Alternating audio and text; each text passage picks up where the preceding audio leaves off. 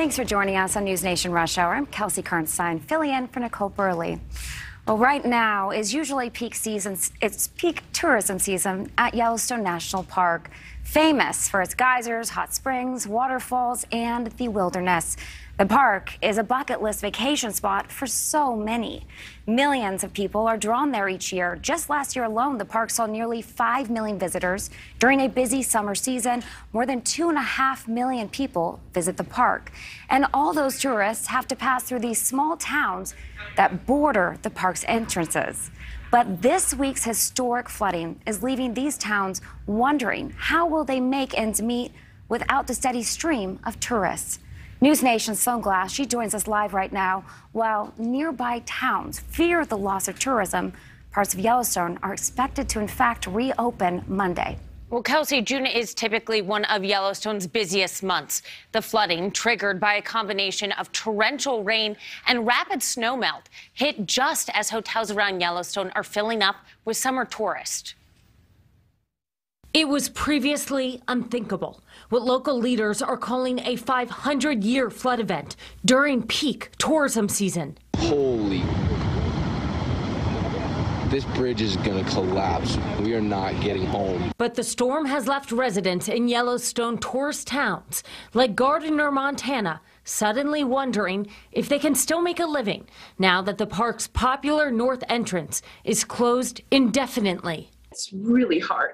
You know, where do you go? How long do we have to wait? Is it 2 weeks or is it throughout the summer? Is it throughout the year? As visitors leave the tourist town to head towards the park's interior, they drive on a 5-mile road that winds along the Gardner River. That road was the city's economic lifeline. Large sections of it ripped out when the small river became a torrent. We went to the road and it was flooded over to where you couldn't drive. And so we just were like, okay, we'll go back, we'll stay with these people for a night, and the next day the river will come down and we'll drive back.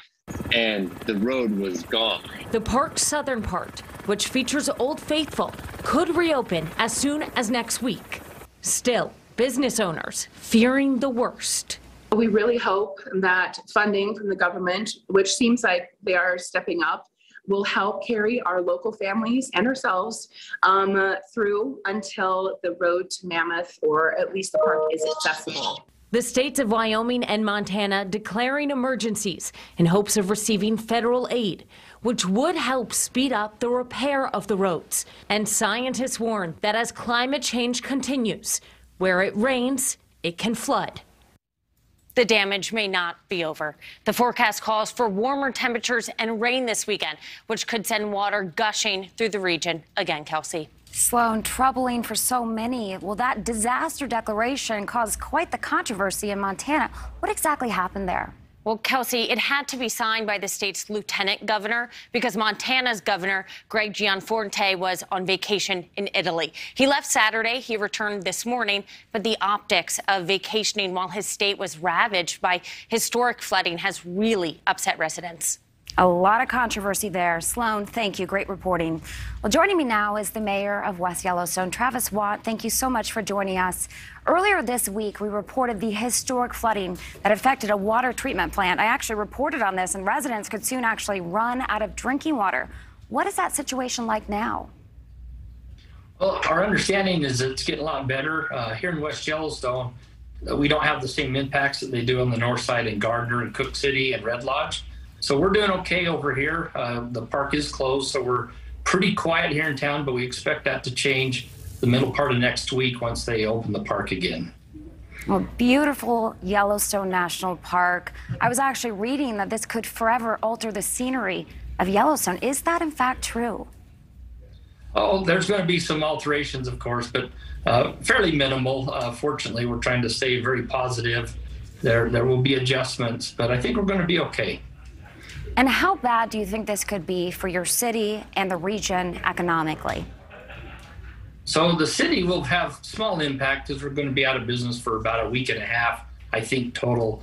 The area, though, including Gardner and Red Lodge and Cook City, those areas just really got beat up, and their summer economy's shot. So they're really in a tough shape right now.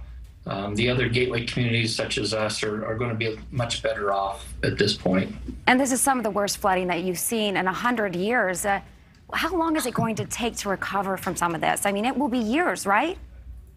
Well, I think probably a year, I think, for most of those. Once they get those roads open and are able to get open up again, which is really going to be for some of them next summer, then they can get back to business. But there are definitely some impacts that will be further down the road.